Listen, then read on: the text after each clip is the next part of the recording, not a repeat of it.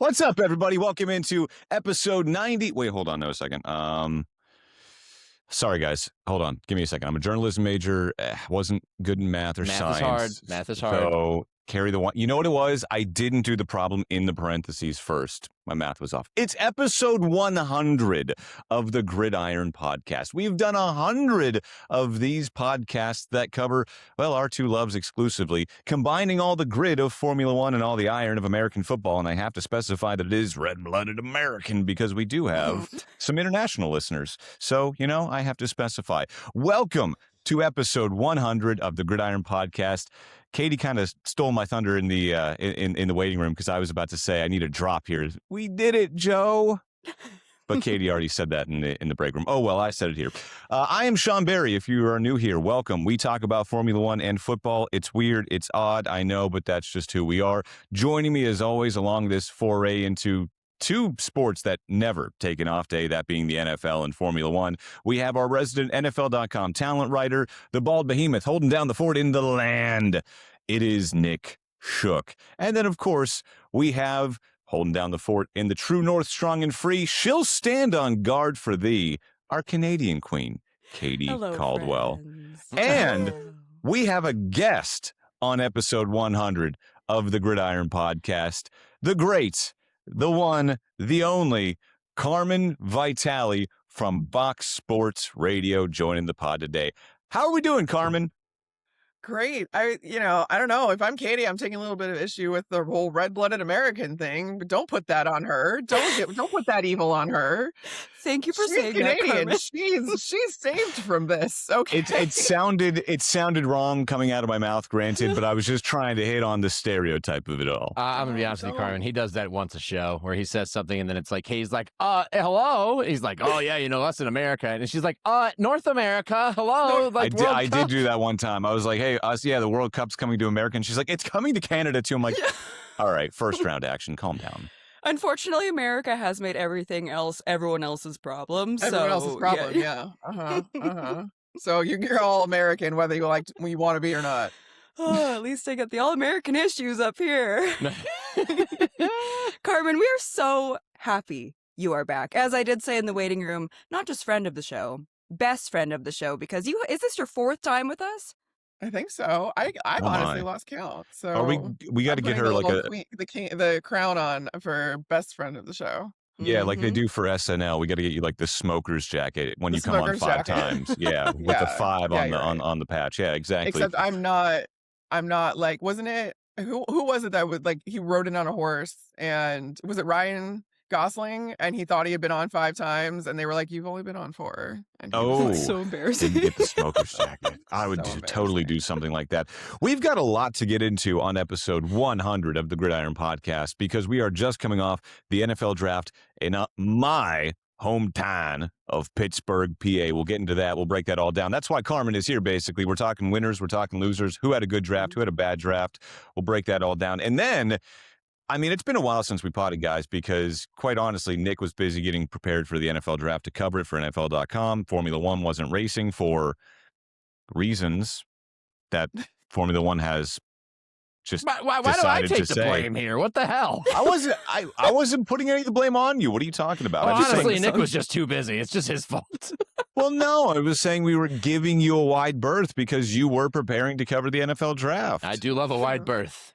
There's Nick's schedule. There's the Middle East war. I mean, what don't we have going on these days? No, Katie, situations in the Middle East. That's how Formula One phrased it. Situations. Haven't we all had a situation or two in our lives? Sounds like my love life. Well, the U.S. was dealing with its situationship.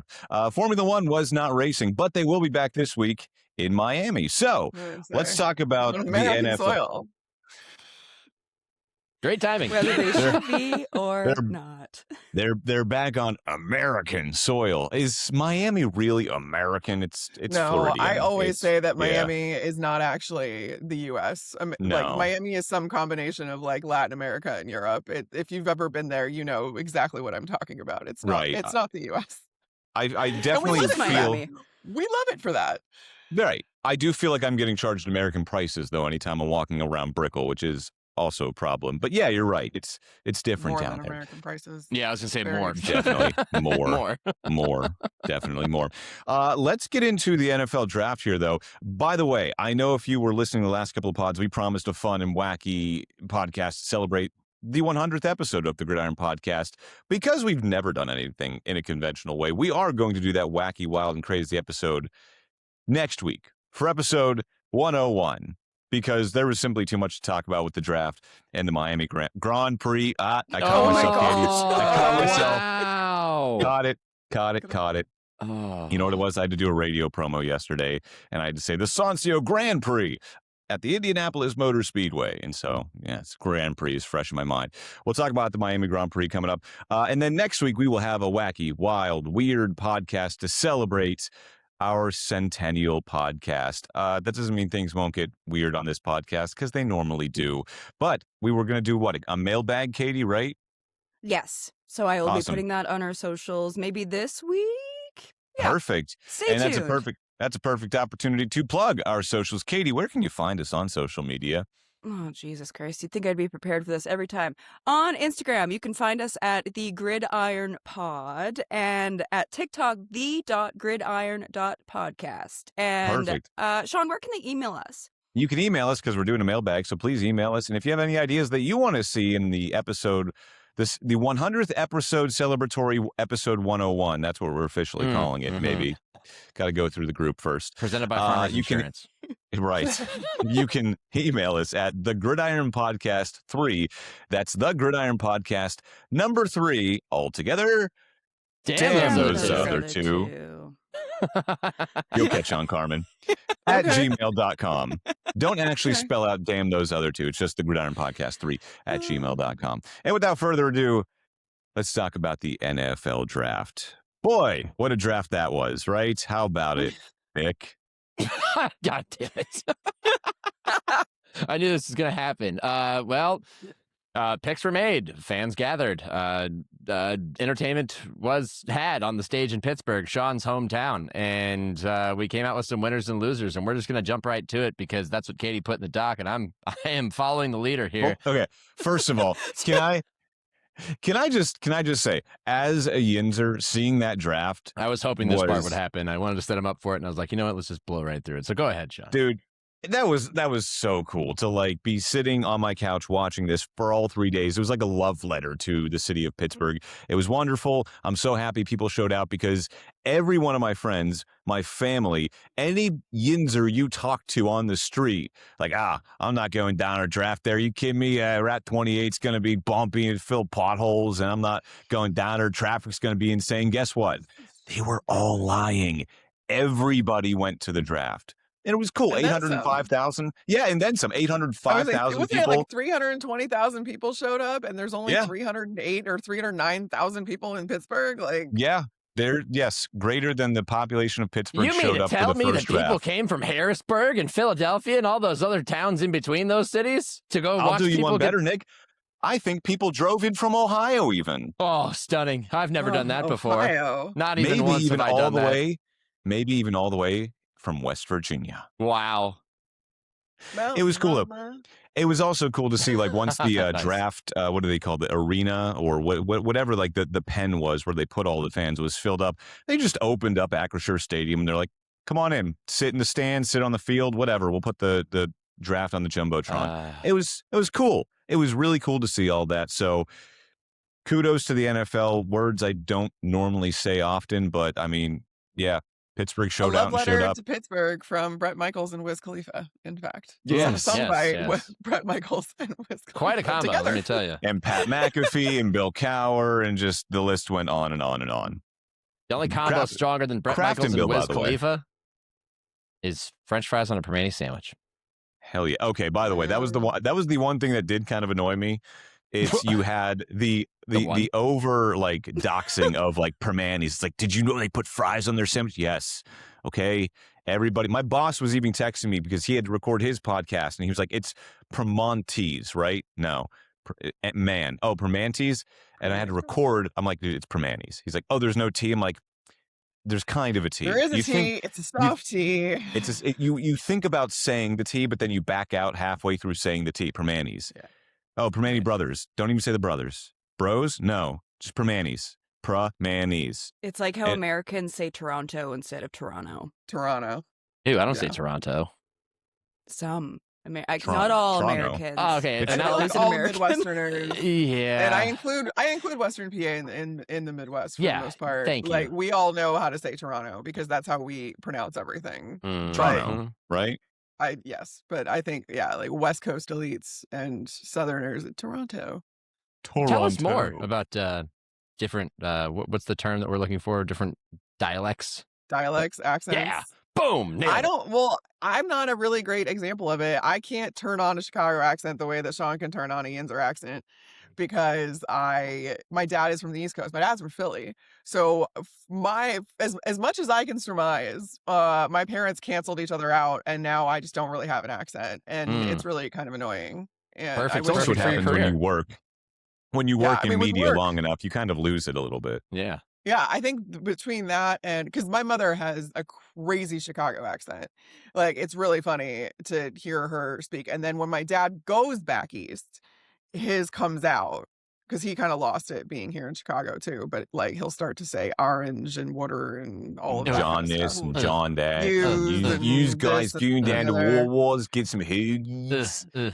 Go get some hoagies. Yeah, like I could Philadelphia. probably switch into a Philly accent easier than I could switch into a Chicago accent, which is really funny. But I don't. I hear don't have Chicago anything in you else. when I hear you speak, but then I hear an American accent in all y'all. I was gonna say, like, Okay. from Canadian, the A's are so incredibly different. So Mhm. from Make like sure- the way that we say A's versus the way the Canadians say A's. Yeah. And I get to made that fun point, of it constantly. make sure you hit us up at that aforementioned email so that we can hear Katie say mailbag a billion Mailbag. times. Mailbag. Meal bag, and every once in a while she'll drop a sorry in there too as well. So Bag. it is funny.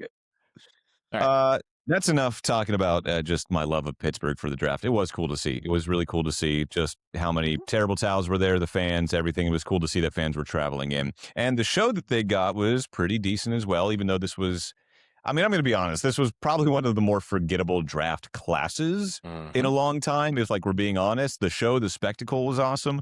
But as far as draft classes go, Carmen, Nick, feel free to jump in. Like, are we right to say that? Like this was like, okay, let's wait till next year.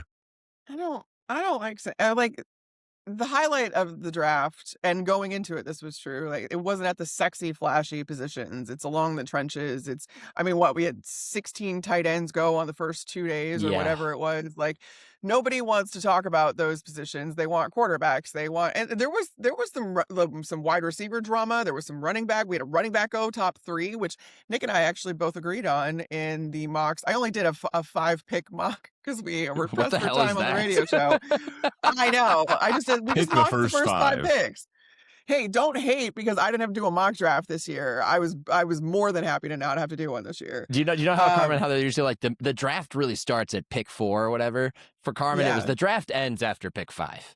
The draft, yeah, exactly. Nobody Yeah, cares. just But tune out from that. I there's still a lot of talent. Teams got better, and some teams got a lot better. I think when you look at it, but for the casual fan, I understand that this draft was just not super sexy, especially when you're staring down the barrel of 2027 and all of the theoretical quarterbacks that we could see in that draft. Yeah, but here's the thing. Don't we do that every year? And I know that like next year is setting up to be different. This is a at great number of conversation to different- have. Let's Yeah, go. at a number of different positions, it's setting up to be special. But like we do this every year. Like at this time last year, it was Cade Klubnik and Carson Beck, and Arch was going to come out, and Lenora Sellers was going to come out of South And Carolina. Garrett Nussmeier was and going to be Garrett amazing. Nussmeier was supposed to be awesome, and it's just like we do this every year, where the way too early mocks throw out these guys who then throw together clunkers of seasons and fall to the 3rd and 4th round, and it's like, can we stop?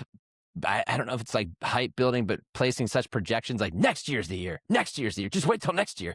Trade your picks this year for next year. Because what if next year flops just like a lot of these other drafts have flopped? But guys, the quarterback class of next year, though, just like we were saying last year, is going to be epic. I'm sure. Just I'm like so our ready. career. I'm like, I feel like I'm on an island not being sold on Arch.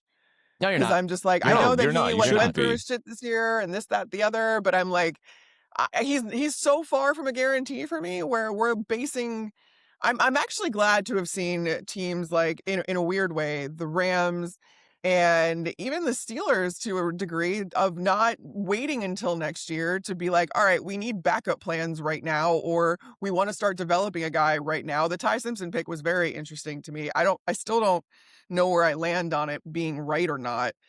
At But if they were 13 both too. At like, 13. I'm like, did you really have to reach that high for him? Like, wouldn't he have been there? And maybe he wouldn't have been. Maybe because the Steelers, like, I don't know. Maybe if he would have been there, the Steelers would have taken him with a first round pick. I don't know. What was your reaction right when he was drafted? It was very much a what? Like, Yeah. okay. And then I realized it was Sean McVay. And so then it was like, we can swear, right? On this Yeah. podcast? Oh, yeah. Yeah, Go let it for rip. it. I was like, fucking McVay. Like, that was Yeah. my first thought was fucking McVay.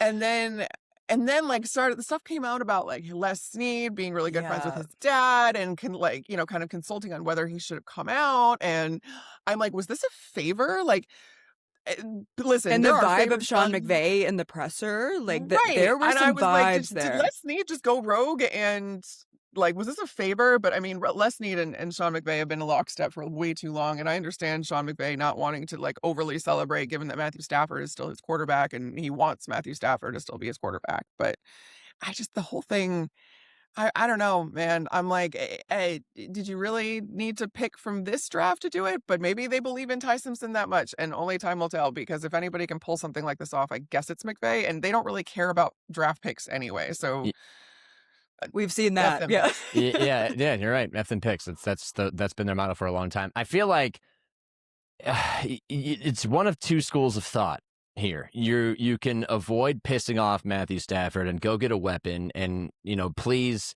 2020 2021 Aaron Rodgers or whatever it was, and say, oh, we're playing for right now. We were so close last year. Let's go get Stafford another weapon. Or you could avoid being the team that is now Aaron Rodgers' team, at least as we expect it to be in 2026, which is the Pittsburgh Steelers, who have not, Sean, this is not a dig at you, but just reality, who have not had an answer at the position since Ben Roethlisberger retired because they didn't adequately plan for him to retire. When they had the opportunity to, they had the idea that he was on the back nine. They just never did anything. They tried with Mason Rudolph. That never really worked out. They never really put any real effort toward doing it again. They were never picking high enough to really be able to. So you think if you're the Rams and you're like, all right, well, we have 13 and we have this pick because the Falcons were dumb and traded up with us last year, we're probably never going to be this high in the first round to be able to take a guy that we want who could be our future. So we spend it now and we drop him into a situation where there's zero pressure to produce. He can learn from Stafford and McVay for 2 to 3 years, and we'll take the drama and the attention and the displeasure internally that comes with it temporarily. By the time you get to the season, you think that'll all be settled, sorted out, and you know exactly where everybody stands and you go into it. But man, they did not do a good job from a PR standpoint when it came to making that pick, because they put their coach, they hung him out there to dry. Just fend for yourself, Sean. Try to walk the line. I don't think there would have been anything wrong with Sean McVay saying exactly what he was doing. Be like, hey, I really believe in this kid, but I want to make sure that we all understand who our quarterback is and continues to be. And he didn't do that. And he didn't tried. do that. He he gushed too much about is, Ty Simpson. He gushed about him, and then he was like, "Oh, but by the way, Stafford's still the guy." Stafford's still the, and then it was like, what? Yeah, but it's a decent enough point, and I always talk about the Green Bay Packers as being able to operate in a way that unlike any other team, because they don't have an owner, right? They are owned by the community, they are owned by shareholders. There is a board that you have to answer to as the team president, this, that, the other, and so it affords them an ability to plan ahead and to plan for these ideal situations, like drafting Jordan Love in the first round and letting him sit for 3 years. Like, that doesn't fly at most other organizations. However, I think the Rams are in a bit of a little uncharted territory, because they have the track record of success, and you have the continuity of Les Snead and Sean McVay, who have been very successful throughout their tenure with the Rams. And it kind of opens up different avenues to kind of act in an idyllic world when your roster is pretty well set. You don't have any overly pressing needs, and you can have the luxury of planning for the future, whereas most teams don't have that. So like I said, I never figured out where I landed on it, because I was like, I see what they did, And I really don't think that we're going to know if that was the right call for another few years. And this is overly simplistic, but go ahead. I was going to say, I'll push back on the Steelers point you made a little bit, though. I'm not trying to defend them as much, but do you know how many, like, I'm 34 years old now. Do you know how many times the Steelers have picked in the top 10 in my lifetime? Exactly. They haven't. Once, and they traded up into the top 10 to do it, and they took Devin Bush with the 10th overall pick. That worked out. There you go. Former Cleveland Brown. Had a court date in Pittsburgh this last year. He had a career year last year with the Browns. He did. While striving to court dates in Western PA. That's a valid point. But it's just, it's not a failure to plan ahead as well. It's an inability to do it and so many people have told me, like, man, the Steelers, they got to bottom out. They just got to lose a couple of years. It's like, that's not what they do. And you might hate them for it. You might hate them because they don't do it like that. But like to Carmen's point as well, the Packers have a way of doing things. The Steelers have a way of doing things. Success is not measured by bottoming out for 5 years and then going and taking a shot on a quarterback that may not hit in the first place. Yeah. How many times have people missed on number 1, number 2, number 3 overall quarterbacks? It happens all the time. It's not a guaranteed thing anymore. A lot of those misses are a product of reaching on a guy in the top 5 and then immediately throwing him out there and expecting him to save you. And the Rams don't have to do that, because that's the point I was going to make is throughout this very successful McVay, Les Snead era, what have they always had? They've always had a quarterback, whether it was Jared Goff going into his second year, whether it was trading him for Matthew Stafford. They've always had the answer. The one year they didn't was 2022 when Stafford got hurt, and they got a real good taste of what it feels like to not have an answer at quarterback. And I think that this is what they're trying to do, is prevent that from ever happening, because let's be honest, Stafford's kind of had him over a barrel the last couple of years in the offseason with his whole will I, won't I play, will I, entertain going and playing for the Raiders. Oh, wait, no, that's just to get more money from you. And this kind of gives them insurance against that, and also a long-term plan and the opportunity to develop a guy that they believe in. So I think it's a fine move in the grand scheme of things. It's just that you're going to piss off your reigning NFL MVP quarterback in the process. Well, think about the conversation that we were year from Stafford because you pissed him off.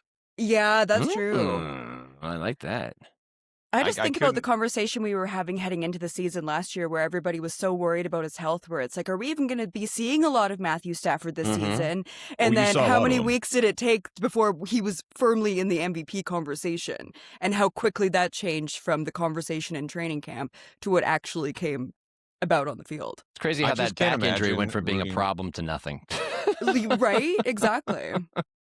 I just can't imagine rooting for a team who is being held hostage by a 40-something-year-old quarterback. Oh, couldn't be me. No, couldn't be you. Not at all. Couldn't be you. Couldn't be you at all, Sean. Speaking of which, this is a natural transition. I know this has happened outside of round 1. But, Sean, how do you feel about new Steelers quarterback Drew Aller? Hey! The answer is here. All your problems are gone.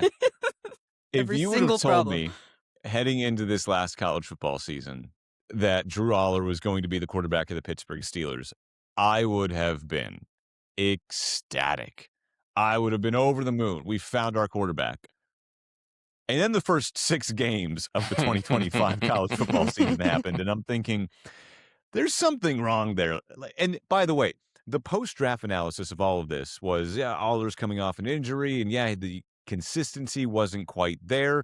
Terry Smith from Penn State kind of did some damage control after Aller was drafted, where he was saying, like, his tools didn't really fit our system or our system. Maybe he was taking shots. It's all at James Andy Franklin. Koltenicki's fault. Yeah, or taking shots at Andy Koltenicki, the former OC at Penn State. Maybe he was taking shots at someone, or maybe he was just trying to help out Drew. I don't know. All I know is for 4 years at Penn State, one, he sat behind, who was the ginger? Sean Clifford. And then for 3 seasons. Who was the ginger? He couldn't put it together. It was just, Nick Singleton, save us. Katron Allen, save us. Where's Tyler Warren? For the love of God, where is Tyler Warren? Well, last year he wasn't there to bail him out. And it showed. He has all the variables to make a good quarterback, right? He's big, he's tall, he's fast, good arm strength, he's accurate. But for some reason, it's just in that moment between the snap and the pass, something up here doesn't reach his right arm or doesn't reach his legs. There's a decision-making problem that I think Drew Aller has. So I'm shocked, honestly, that the Steelers took him in the 3rd round. I don't think he is a 3rd-round talent. I think he has 1st-round talent, but his body of work, I think he was a day 3 guy. I really don't like that draft pick. I really don't. But if the plan is, hey, let's have him and Will Howard battle it out, we've seen that already. Will Howard won that battle in college multiple times. Well, not multiple times. They only played once. Yeah, with also the best defense in the country, but that's neither here nor there. Yeah, I laughed when they made the pick. I think I texted you guys laughing. I was just like not the fans can't help themselves. I hope they prove me wrong. I hope they prove me wrong. I thought it was going to be more along the day 3 lines, but I was also like, all right, you're waiting out Aaron Rodgers. This is no guarantee. That can't preclude you from taking a guy early on day 3 just to have someone there that provides some competition in the worst case scenario that you don't get Aaron Rodgers back, or even you take a guy that maybe is a developmental guy that you think could maybe possibly turn into something, and he does sit behind Aaron Rodgers, and that gives him the best chance at being good because he gets to ease into his NFL career and learn from, one of the best to ever throw the football, for whatever we think of him as a guy. Like, he's a very good football player and has been. Although we don't know if he would take on that mentorship role as much. Yeah, I don't know about that. It seemed like he did last year, though, with Will Howard. It does. It does seem like he did a little bit. And he was much quieter last year when he was with the Steelers. Like, he really kept a lid on it. As someone who had to cover this man in Green Bay, and then the transition to the Jets, he was really kind of tame the whole year with the Steelers, like, comparatively. Because before that, he was doing the most every single day. The most. The most. And, like, he wasn't reliably on the McAfee show every Tuesday like he was like in previous stops, and so you just didn't have to hear him talk as much. And I was like, please, can this just be the Aaron Rodgers that we get? This is, I think, the biggest drama last year was when he showed up to training camp and he had a ring on his finger. The wedding ring that was with the wife we've still never seen. Who's your wife? That's nice question, guy. What? Are you actually married? Is this real?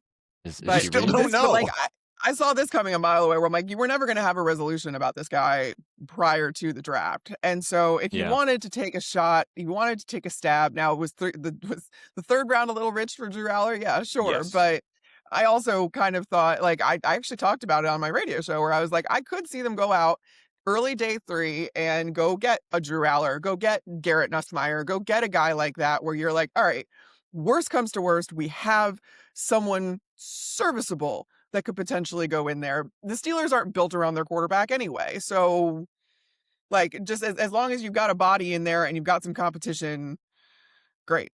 Speaking of the Steelers, can I real quick go back to the first round and please, someone, Carmen, help me. He's a Sun Devil. I know you're a Sun Devil. How do I say his last name? Ian Otshore. Okay. So when they drafted the head honcho guy, 21st overall. Big Max. By Max, the way, Ian Otshore. On my list was offensive line. That was my list, number 1 overall. My producer texted me earlier in the day. Actually, I texted him when because he's a Titans fan, when they drafted Jeremiah Love. Running back at 3, and he was like, dude, I actually love it. I'm like, go for it, man. Like, you got your running back, you got your quarterback. I was like, you got some defense. I was like, you guys are starting to build something a little bit there. I see it. I like it. And you did take the best offensive player in the draft. And he was like, who do you guys want? I said, I want offensive line. I said, their offensive line has been just porous last couple of years. We don't know what's happening with Broderick Jones with his neck injury. Not that he was that great to begin with anyway. At times, he resembled a turnstile, and Aaron Rodgers was running for his life when no man that old should be running. It was just kind of one of those situations where we need offensive line. It's not a sexy pick, but there was a lot, like you guys said, there was a lot of offensive linemen to take this year. The trenches were good. So I'm happy that they went offensive line, but I also texted my producer and I said, but I would take a receiver if someone like Mekhi Lemon was sitting there at 21. We all know what happened then. Mekhi Lemon is on the phone with the Steelers, and he's like, hold on, the Eagles are calling me. Oh, lo and behold. First of all, I am never a fan of trading to your division rival. Cowboys, what are you doing?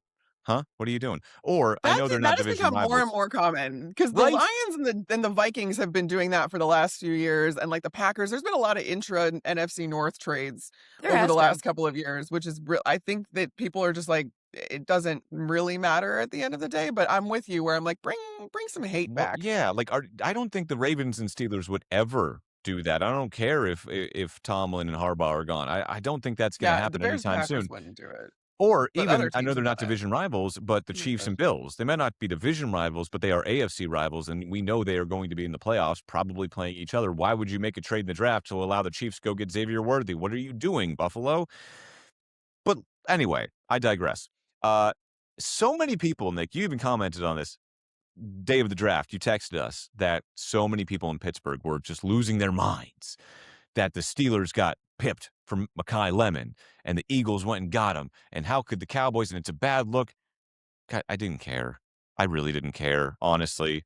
I didn't. Is it a bad pulled look? back the curtain so much, though. Like, I feel like this draft in general pulled back the curtain on how this all actually goes down. Like, we were never supposed to know how all of the sausage was made, because like now the mystery behind everything is kind of taken out of it when you're like, yeah, teams are on the phone with these guys multiple picks ahead of, because they know who, like, whoever's picking around them, they know who they're picking, because these are like, they have dedicated guys in each front office that are figuring out what the teams around them are doing at all times, and like on the phone, and like having this little network of spies and stuff. And now I feel like, it was Wizard of Oz. They like pulled back the curtain and you see the wizard is just this little guy with a bunch of contraptions, and you're just like, man, I didn't need to know all of this. You could just, I mean, we knew all of this, but like, you're getting rid of the mystery of all of this. We're like, yeah, these guys are on the phone, but no, before.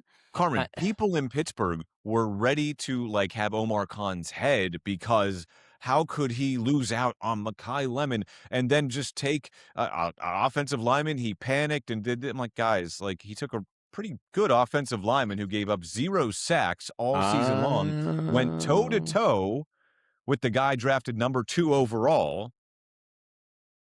No? Had Nick? a great Senior Bowl. Sitting here patiently. I have 2 issues with this. I have an issue too, but you go first, Nick.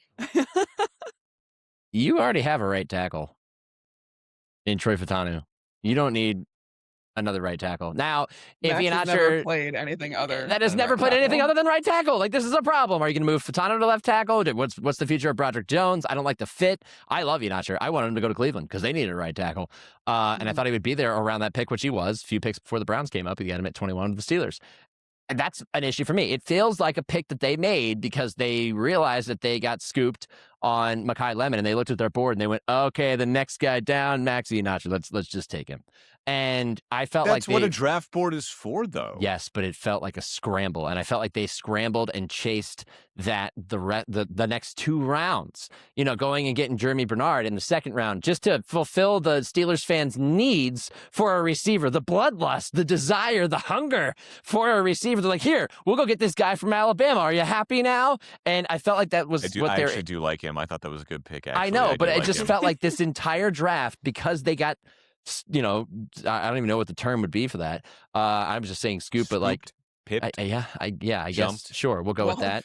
That they were just trying to make up for it. They would have done enough research on Max Iheanacho that if he was that high on their board, they would know that he'd only ever played right tackle, and they still had him on the board anyway. So I would have to think that they have a plan, whether it is to put Fautanu over onto the left side, which, I mean, I'm never a fan of like putting these guys switching sides, and I don't know. Here's my other issue. Fautanu seems to be a good enough athlete that maybe he could do it. I'm fine with that. The guy, I think he's got great potential. I think he's going to be an excellent tackle in the NFL if the fit ends up being right. My other issue with this entire process, though, is don't call the guy until you know that he's going to be available when you pick. Don't tip your hand. I know, like you said, Carmen, everybody's trying to figure out what everybody's doing and everything else, but don't even let that be a possibility. It's sloppiness on my part. It was true, but again, it was the pick before. Like, the Cowboys were on the clock and they called him. Like, it wasn't like it was like pick 15 when the Bucs were picking. It was like the Cowboys were on the clock. But the Cowboys they heard. And that's enough. Carmen, let me ask you this though, because I know you used to work for the Buccaneers and you still follow them, right? I do. Okay. How many people on that starting offensive line were playing the same position a couple years ago? They've moved Tristan Wirfs, they've moved Luke Gedeke, they've moved Grant Barton, they have moved Ben Bredesen, and it's all been a pretty good offensive Yes. However, you have Tristan Wirfs is an office. all-pro. Like, Tristan Wirfs isn't just an all-pro. Tristan Wirfs is an alien, and he made that look so much easier than anybody has any God-given right to. Also, Tristan was terrified to do that. But essentially what the Bucks did with him was they showed him the number of a contract extension as a right tackle, and then showed him a number of a contract extension as a left tackle. And that is essentially how they got him to do it, because he was terrified to do that. And I talked to him afterwards, like after his first season, where I told him this exact thing, where I was like, you made that look easy. You make every argument I ever have with people about offensive linemen switching sides just a completely moot point, and I hate you for it. I love you so much. And he was like, Carmen, I was terrified. And that took a lot of work. And so we can't take for granted that just because these guys are freak athletes that they can switch sides, because now all of their muscle memory is working against them. And like, I've talked to so many guys where it literally is like you as a right-handed person writing things down now having to write left-handed. Like that's how what was the term he used? He feels I don't like think such it was an exception writing to the rule. It was, and he is, because he's an alien, like you said. But what was the phrasing you used, Carmen? It wasn't writing. What was it? I don't It was remember what wiping it your was. ass with your left hand when you're Oh right. yeah, it was. You're right. Sorry, I blocked that out. I tried As because I only have to Tristan whitewash Wirfs it. could do. I have to whitewash it when I talk about it, so I always have to like. Yes, of Not course, here. writing. Yes. Not here. Uncensored here. So I've now just like convinced myself that that's what he said. No, you're so right. Yeah. Right. I'm gonna take this moment real quick. We have some people in the chat. The chat's hot Perfect. today, guys. Okay, so first, some of the ones that I can actually access on Riverside, which is not the best. We have Leon over on YouTube saying Steelers have a real nice trio of receivers now, so there's that. We have Chris over here, a loyal viewer, says, I think the Steelers got a better player out of this. And then Leon again said, Steelers desperately need an offensive tackle anyway. Broderick Jones has been a disaster, and he is hurt anyway. But again, he has to make that move from the right side to the left side for that to come to fruition. And last but not least, yeah, you're right, or somebody else does. Last but not least, Godsend, another loyal viewer.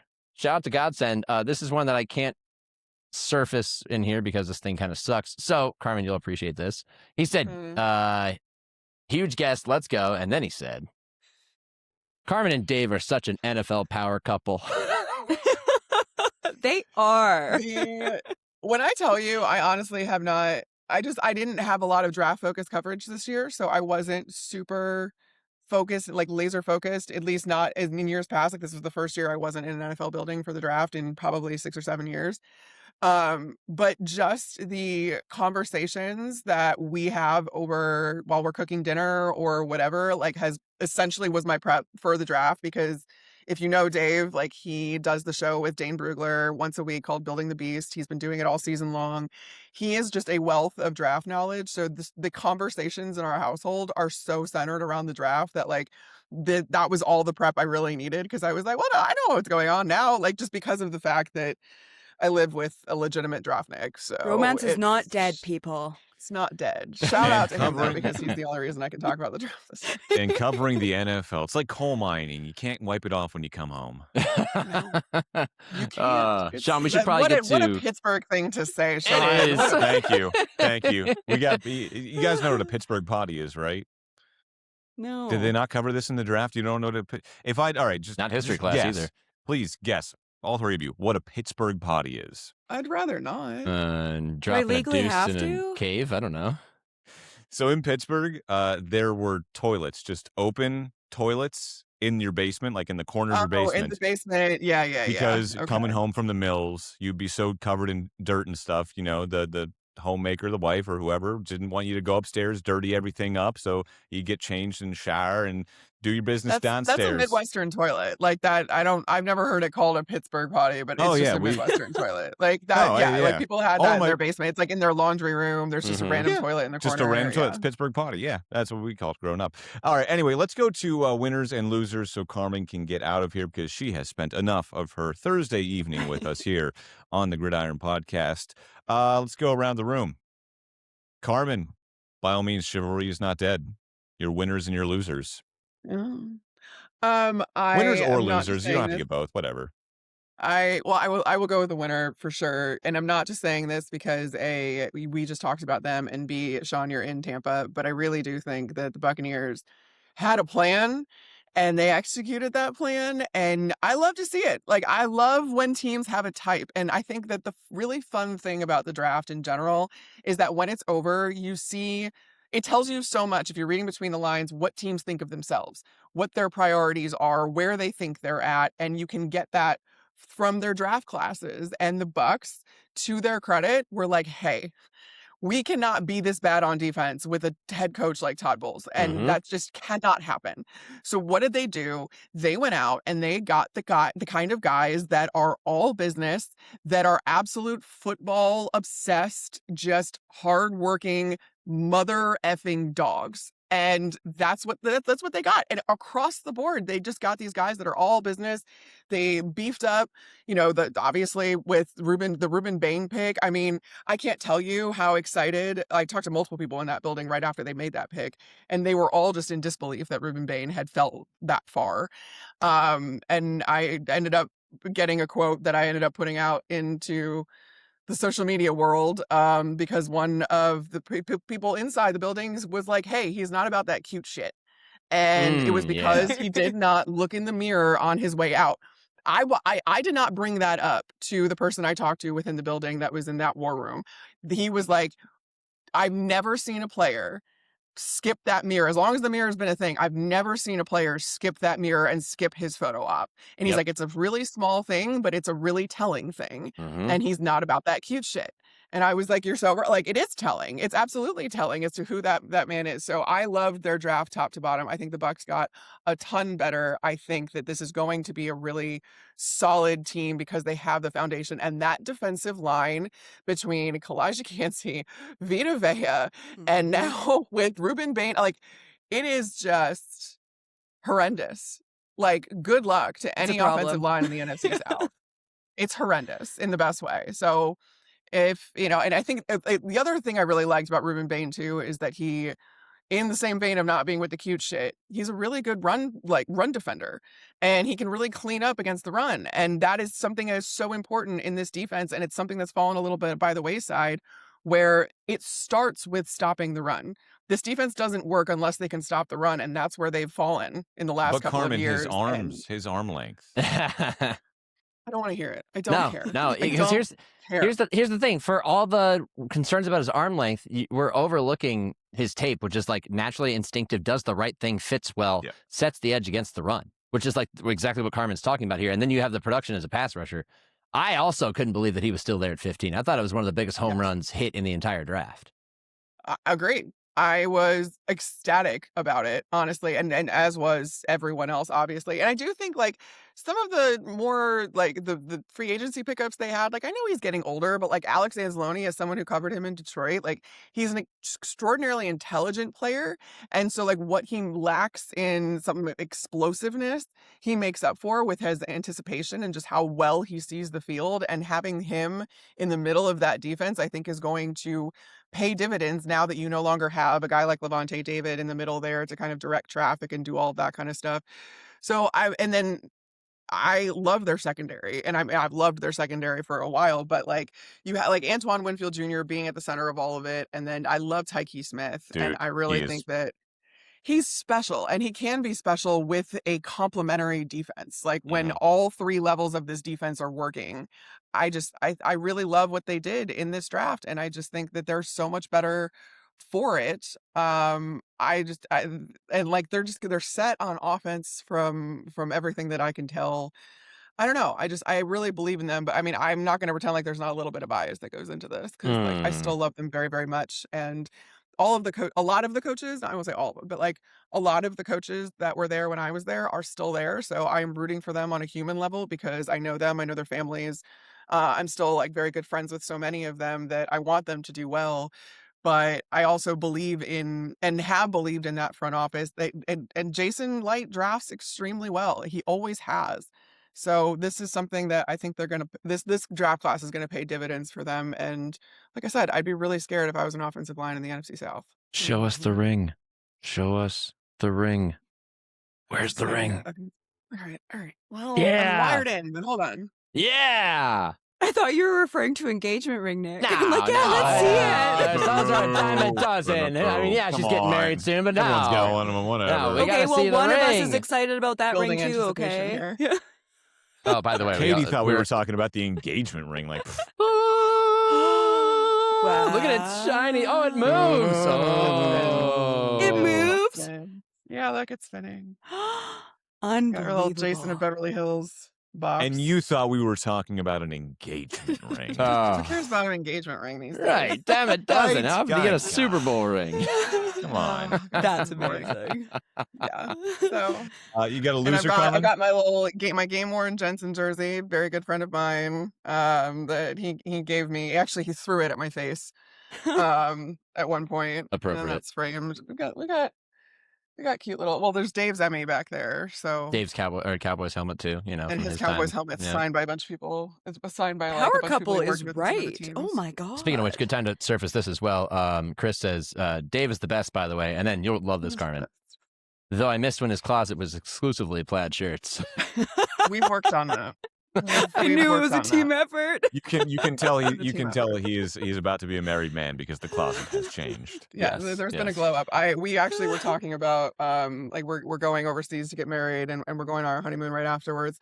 And I like had to sit him down and be like, hey, so we're gonna have to put a little bit more effort into this trip and packing for this trip than maybe we have prior to that, because I'm not gonna have you wearing exclusively soccer jerseys on a beach in Greece. It's not going to happen. And it's not going to be comfortable, okay? They're polyester. He gets half of them from China.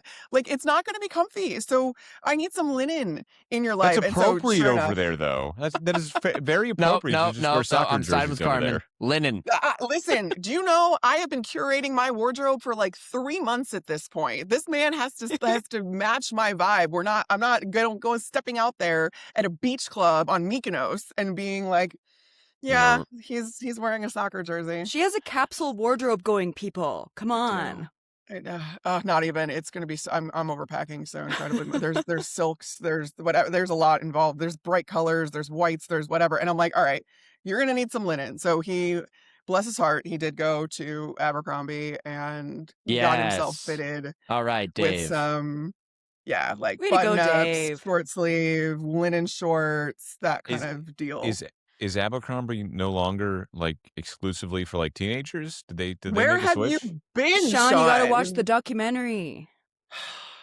Sorry, has been my God. a few Clearly, years I in have the- struck like, a nerve. The last 3-4 years, Abercrombie has really, Even longer, really, I'd turned say. everything Yeah, around. they Yeah, turned it maybe even around. longer. You're so right. They You're got so right. themselves into some hot water. So I they know. have Then they been got on the a owners. redemption tour. I know And now they're about on a that. redemption tour. I know about And that now stuff. I got to have my cathartic experience of walking into an Abercrombie dressing room, trying on a pair of jeans, and them being too big on me. I'm like, wow, this is if my 16-year-old self could see me now. You're like, I can look still at- see look now at old that us. self who store. was not a big girl, still not fitting into the sizes at Abercrombie. Can I still get like the wall of multicolored polos? Yeah, I guess honestly, Wow, Abercrombie has I'm actually changed. shocked that you don't know this because they have a whole deal with McLaren. So they have like all of this really cool McLaren merchandise and Yeah. like really cool like All right, vintage I'm going looking there now. sweatshirts Yeah. and shirts and yeah, We've been like, influenced. they Abercrombie's have not a all that sponsor, by the funding. way, but if they Yeah. wanted to be, if they wanted to be, they should be. Uh, Yeah, like they've sent me a few things, like, but not enough where I'm like, I promise you, I have been preaching the gospel of Abercrombie for like the last 3 or 4 years. So all right, there we go. Now I might have to check it out because I too am trying. I've just cleaned out my closet today, so I'm gonna have to go out there. I should have worn my McLaren sweatshirt. I have a McLaren sweatshirt from Abercrombie. Katie, you got a winner? I think the Raiders had a really good draft. And obviously it doesn't help where they picked, but I like what they did it with having a natural succession plan by bringing in Kirk Cousins, so there's not a ton of pressure, because we've seen so many teams just break their first overall quarterback so many times. So I feel like they played the long game with this one, and the rest of their draft, it looked like they got some really good picks. Like I like the McCoy pick in the 4th round. Obviously, that feels like a longer-term move to me because of the knee issue, but like there was a world where he could have gone so much earlier. And as a Seahawks fan, I'm like grieving Clint Kubiak. I love that for them that they have him, but I feel like they did a good job relative to what the team looked like before. Like, obviously, this exercise is always so funny because nobody knows who won or lost the draft until like 3, 4, or 5 seasons out. But I thought they did a great job for being a franchise that I don't always have the highest expectations of. But yeah, I think it's smart how they're dealing with the quarterback situation to where he doesn't just be thrown into it and then totally broken. And you've got a guy who like actually will be like, yeah, first of all, you overpaid for Kirk Cousins, and B, you're like, everyone has been lately. Not really. It's everybody has always. Exactly. Shout out his agent. Legendary bag getter, Kirk Cousins. Yeah, legendary bag getter. Yeah, but which also I love that for Kirk. Like, if you're gonna say, like, if I'm a Steelers fan, like, hey, we're gonna bring in Kirk Cousins to mentor either Will Howard or Drew Aller, I'd be like, all right, cool. If you're saying we're gonna bring in Aaron Rodgers to mentor, I'd be like, yeah, I don't think. I mean, he'll give them some notes. He'll slack them. He will make some facial expressions that's towards my hot them. take, though. I'm not entirely convinced that Kirk Cousins is just going to roll over and take this mentorship role. I think that he's still kind of like, I'm a starter. I want to be treated like a starter, and I'm going to prove to you I'm still a starter, and I still have gas left in this tank. And I think that there is going to be a little bit more friction than perhaps we're all talking about, knowing Kirk Cousins and covering Kirk Cousins. Yeah. I don't see him just being like happy to be there. No, that's a good point, Carmen. Plus, his pre-existing relationship with Clint Kubiak, I think, helps him stay in that role maybe a little longer. And both him and Fernando Kubiak's... Mendoza are so golly gee willikers. Oh gosh! Oh my guys, gosh! I didn't even think about Kirk Cousins is not golly gee willikers though. Like, if you watch him on a football field, if you watch him on the football field, if you watch him on a sideline, someone like, again, I've covered this man. Like, he is fiery and like he is a competitor. And again, we joke about the legendary bag getting, but so much of that is driven by Kirk. I have talked to his agent about it, where his agent's like, no, this is him. He's a cutthroat businessman. And I'm like, he does not, but because he does like the Supercuts commercials and he looks like a Cole's dad, we all just think that he's just like this, happy-go-lucky whatever. And it's like, he's not. He's a competitor. And I think Clint Kubiak would be perfectly fine with Kirk manning that job, perhaps for the whole season, by the way. We also did officially get a let's fucking go from Mendoza. So we did. These men are going to be, he's going to be corrupted much quicker than. Exactly. No, for losers, he's gonna walk down Fremont Street and be like, "Oh my god, what is this?" My losers, I put the Jags. I just felt like a lot of their picks felt very vibes based and not necessarily in a good way. A lot of their picks I looked at was kind of like, all right, then maybe it'll work, maybe it won't. But like the tight end, was it the Texas A&M tight end, Nate? Yeah. What was his last name? Boerkircher. Yeah. Boerkircher.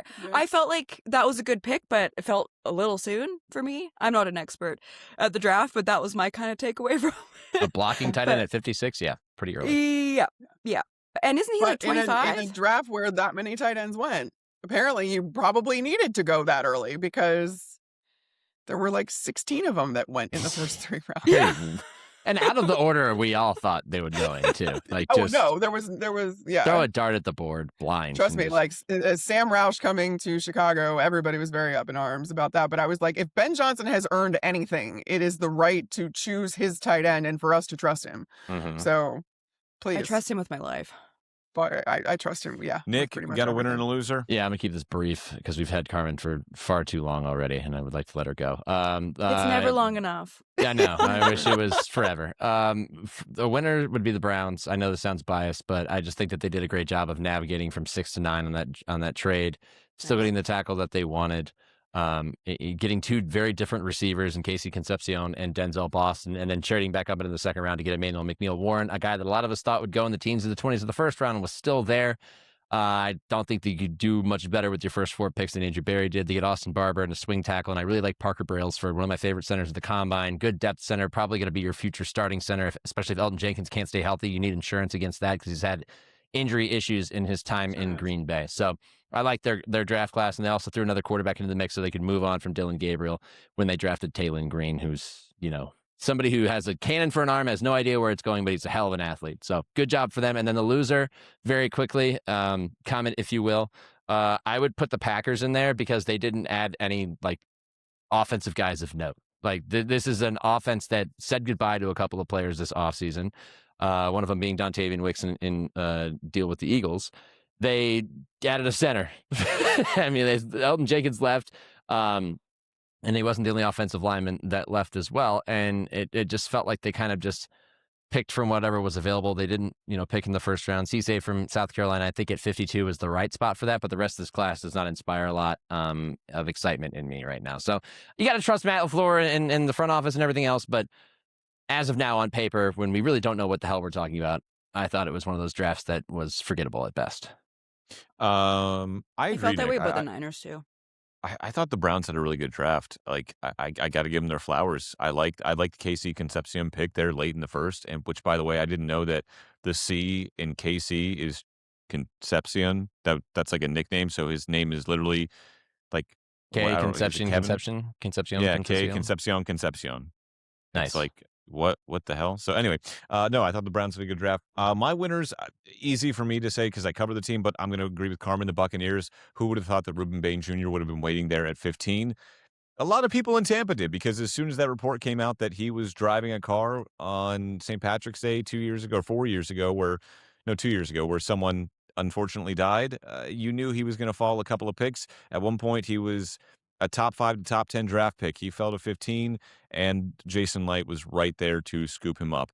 A Miami pass rusher going to the Tampa Bay Buccaneers. Never been done before, I don't think. I don't think that's ever happened before. Never, wound up in a Super Bowl trophy. Never any standout defensive lineman from Miami to Tampa. No, although it had been a while since they had taken any players out of Miami, and then in this draft they took 2.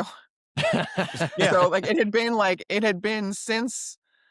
I think maybe not since, but it had been I think it had been like a decade since they've taken Miami dudes players. who grew up in Miami, just haven't taken any Hurricanes. Oh yeah, but not actually went to Miami. That's a programmatic failure on the part of Miami. I like where Jason Light went, though. They needed help on the defense. They got some help with Trotter in the second round linebacker. I think he'll fit in well there, because now you have a crowd there, middle linebacker. You can get some help with Levante David retiring. The question, of course, from everyone was, how can you replace Mike Evans? Guys, you just drafted Emeka Egbuka last year. Like, that guy, he is going to replace Mike Evans eventually, but he is a rookie in the NFL. Started off super hot, got injured, and then didn't finish out the year great. He was at one point the unanimous rookie of the year and then kind of faltered off. I think he'll be fine. You also still have Chris Godwin. You have Jalen McMillan. You have 5 tight ends now. I'm looking at you, Jason Light. You have 5 of them. My only knock on Jason Light, and Carmen, I think you'll agree with me on this, is how the hell did he not draft that offensive lineman out of Iowa, Jennings?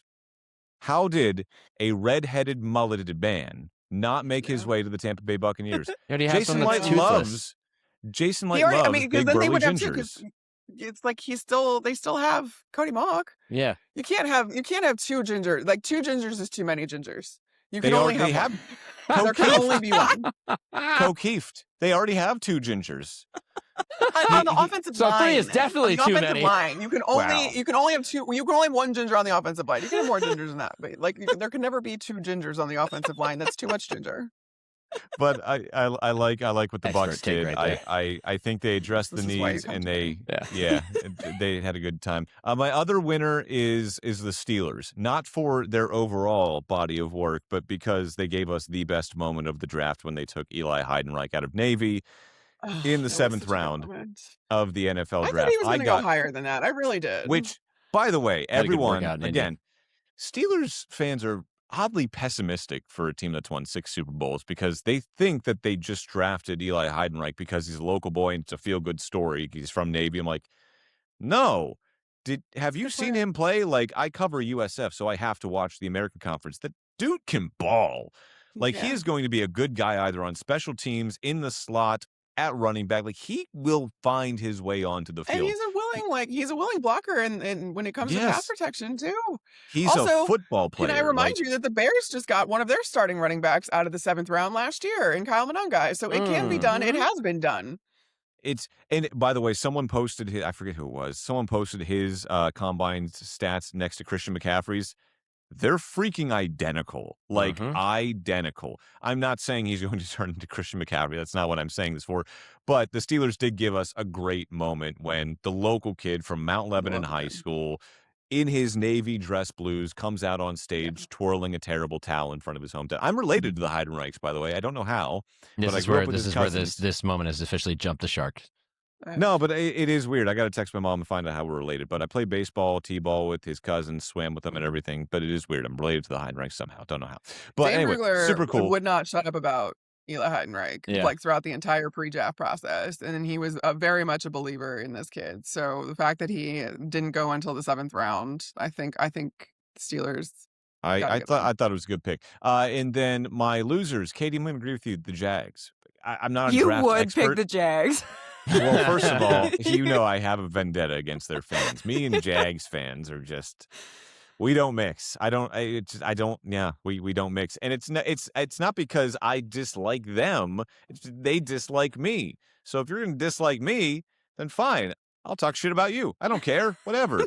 So I'm not a big Jags fan, but I'm a Jags fan hater.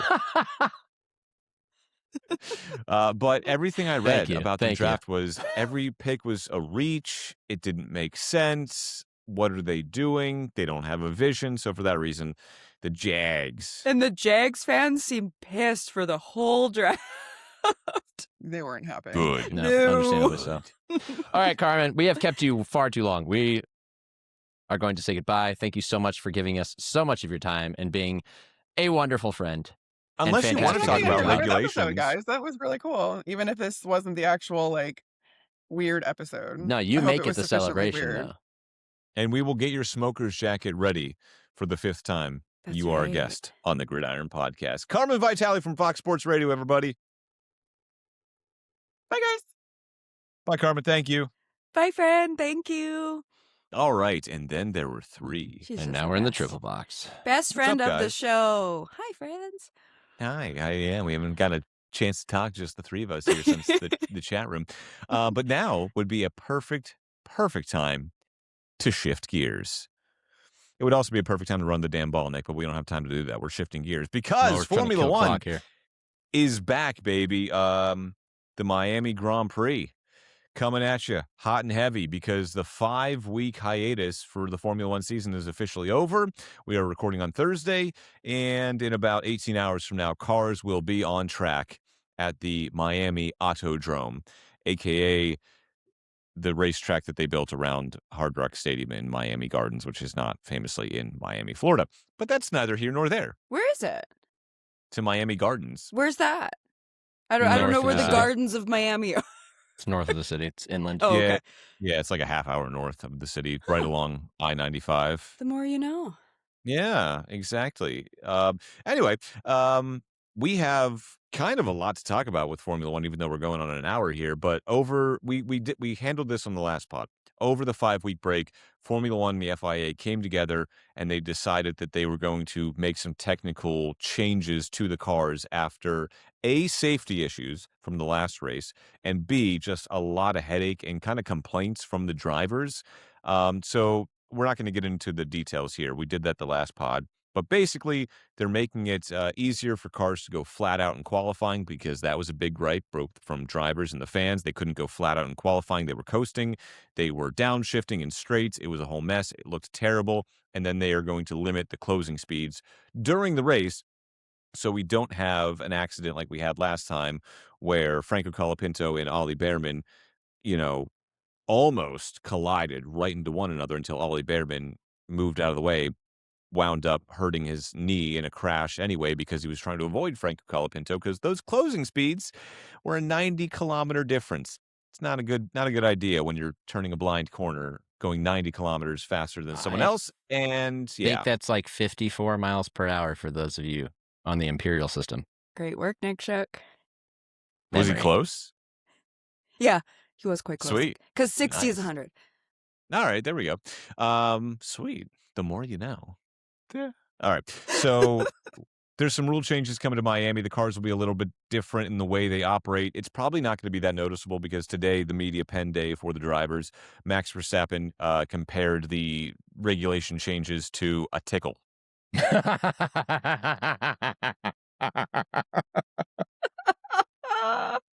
I'm enjoying that way too much, way more than I should. I was, guys, by the way, from the moment we came on the podcast, because I knew you had not read this article, I was like, I'm going to get him with the tickle. I'm going to get him with the tickle. And you got us. Coochie, coochie, coo. So, four-time world champ Max Verstappen called these regulation changes or tweaks, whatever you want to call them, a tickle. George Russell from Mercedes said they were good. Lando Norris, the reigning world champion, he toes the party line so well, but that's all he does. He is a company man. And then Lando Norris was kind of in the middle. That's kind of where he lands. He said, they're good. They're not going to change that much, but it's going in the right direction. And hopefully in the off season, that's when these big changes can come.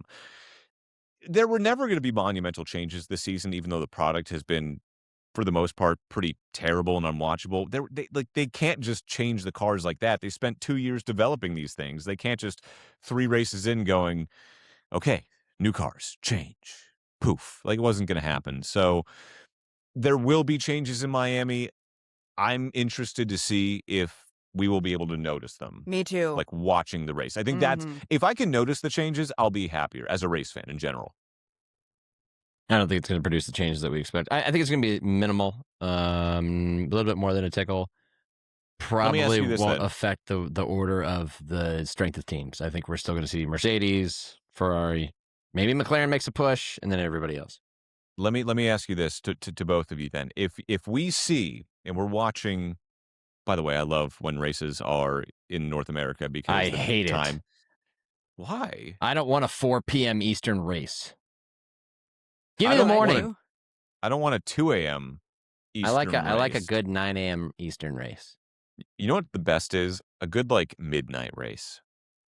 Yes. 11 p.m. That's phenomenal. Although the streaming deal they have now makes it does. It gets out of hand, but it also makes it difficult to watch at a bar, which is usually the most enjoyable way to watch a midnight race. So true. You're right.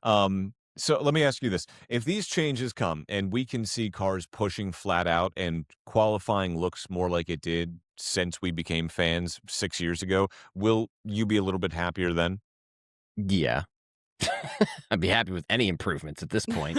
I would like qualifying to look more like drivers going flat out and going for the fastest lap instead of trying to manage their battery with the hopes that they can put down the fastest lap. It's as simple as that. So yes, I would be excited if it did. I am very much a cynical person who needs to be proven, to have it proven to him that these things are actually going to happen first. So I'm not going to go in with any expectations. I knew we'd get you. You were the last lone one that were like, you know what? I actually don't mind these regulations. I'm having a fun season. It was the last race. It was the last race where I texted you guys and I was like, all right, you know what, you guys, it does make for some compelling racing, but this shit sucks. Spoiler alert, that shit has always sucked this entire season. Yep. For me, Sean, it's a good question, but it's just such a big if. I just don't think that any changes are and I've said before, I'm not trying to be a contrarian just to be a little shithead, but the way that the regulations are this season, as long as I'm hearing super clipping, I don't have as much interest in that. Like I said before, I don't care about the world championship of battery deployment. So as long as we are working with these regulations, I'm happy they listened, because obviously there's an issue with the fans and with the drivers. I'm really happy they did listen. I just don't know what you can do at this point, because this has been in the works for 5-6 years, this regulation change, that we've known this was coming. I don't think the fix is just going to be that easy. Do I wish they could just go, okay, throw everything out the window and then go back to last year's regs? Yeah. I wish that could happen, but obviously that's not the reality of the situation, because you don't just make a car and design and put it together in a preseason. Just the nature of the sport. I'm glad they're trying. I'm curious to see if we notice a difference, but as long as super clipping is a thing that exists, I just don't have as much interest in it. It's been in development for so long. Hundreds of millions of dollars have been spent on researching and developing and building these cars. It's not like you're going to be like, oopsies, these suck. Let's just bring back the last regulations. Everyone pull those cars out of storage and get them on track. Like, it just wasn't happening. At this Dust point, those puppies off. I would rather watch the Lego F1 race. Me which I hope we too. get again, by the way. I really hope we get again. They've been teasing it. I think we're going to get it again. I just don't really understand the further into the season that we get how nobody really foresaw this coming. Like, it feels like They did. F1 They did. A lot of drivers did. They did, Verstappen yeah. especially. He called it Formula E They- before they- they even got on track. 2 years ago. It's true, but I feel like a lot of the teams feel a bit unprepared for this moment. Like, it feels like the sport as a whole is unprepared for what they're dealing with right now. Because you're right, I was worried about it heading in, especially because Max has been man, as someone who was not a Max fan and then episode by episode has become more of a Max fan, the fact that I'm on the same side as him with this, I'm like, shit, it is happening. I'm a total Max fan Hell now. yeah. But Welcome aboard. Welcome aboard. I'm sad that, like, I worry that this could, I've talked about this before, that this could be the last of Max, and it's because of the regulations that he doesn't I want to don't do think it this will be. anymore. I don't think it will be. The way he's talking, he seems so miserable. It feels like he's not having fun. And when you have a new baby at home, why would you want to keep doing this? It's true, especially if you enjoy being a dad, and I think he does. I would like to do, in a perfect world in which long-form journalism survived and people actually still read it. I yearn I for would- those days. I know, same.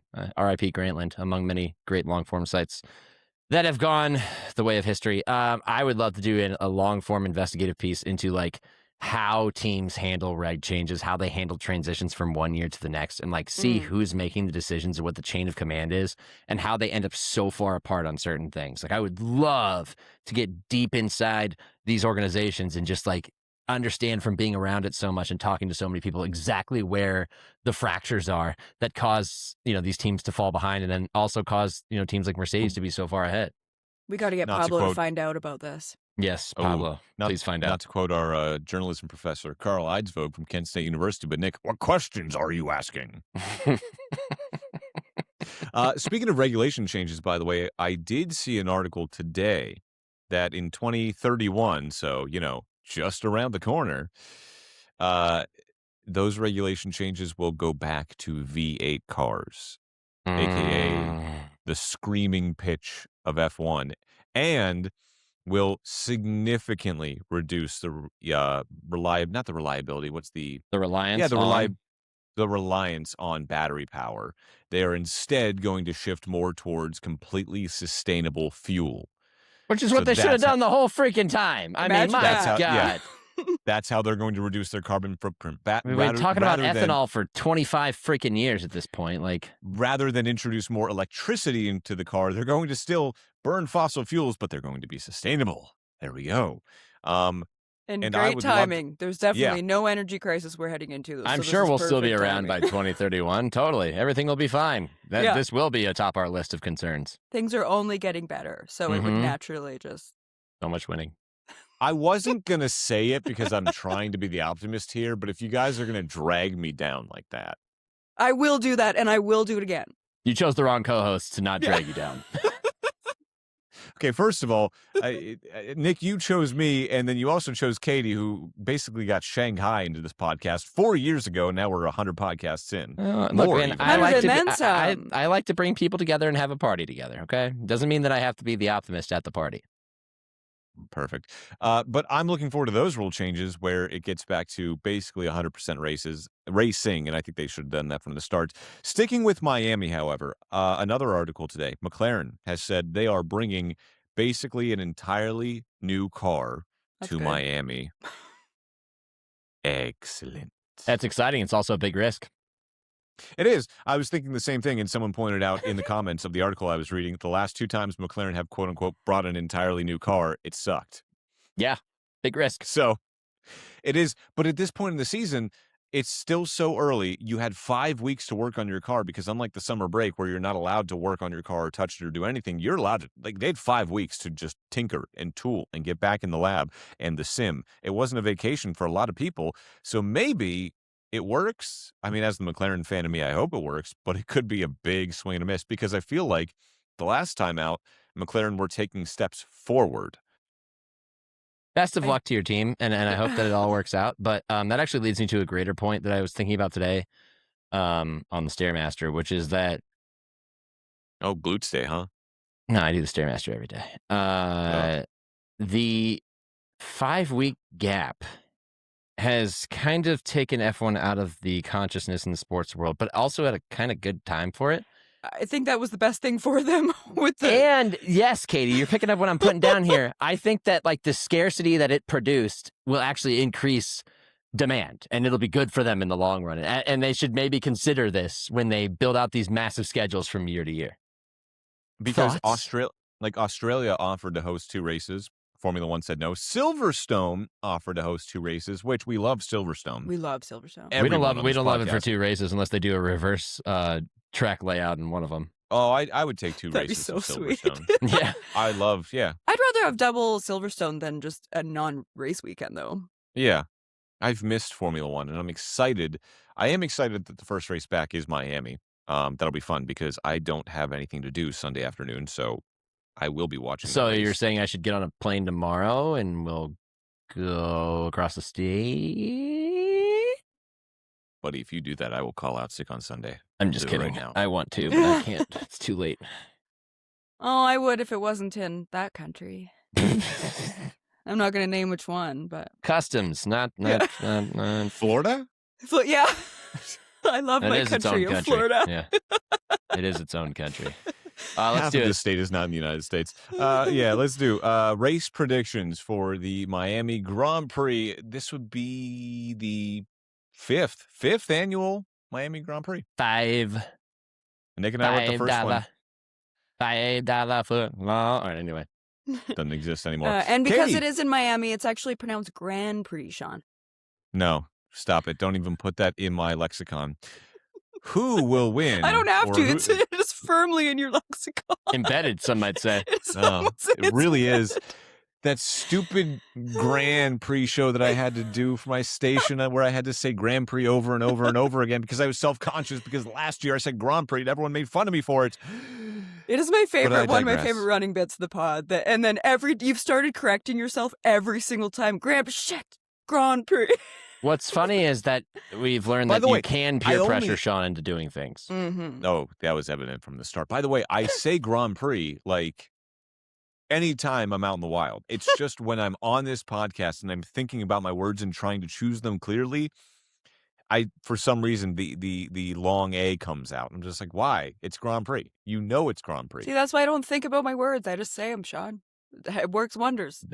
Yeah. That's the key to happiness right there. It sure Talk is. first, think later. Talk first, Katie, regret your later. podium for the Miami Grand Prix. P3, Kimi Antonelli. P2, Charles Leclerc. P1, Officer George Russell. Officer? I mean that in a derogatory sense. I know you do. Nick, go for it, man. P3, Lando Norris. Ooh. All right. P2, George Russell. P1, Charles Leclerc. Love that. All right. I'm going to go P3. Lando Norris. He's won the last two. And I think McLaren will be quick still. I don't think they're going to bring a worse car. Like if they bring an entirely new car, it's for a reason. So I'm going to go P3, Lando Norris. I'm going to go P2, George Russell. P1, Kimi Antonelli. Okay. He was really quick last year, his rookie season in Miami. I think he'll build on that. I will go Kimi for the win. And I believe he is currently, it's been 5 weeks. He's still the world championship leader right now, right? Mm-hmm. Yeah. Full disclosure, I really wanted to put Lewis P1, but I just couldn't do it. For you, Katie. He got his first podium. I Was he I thought he said 2 podiums.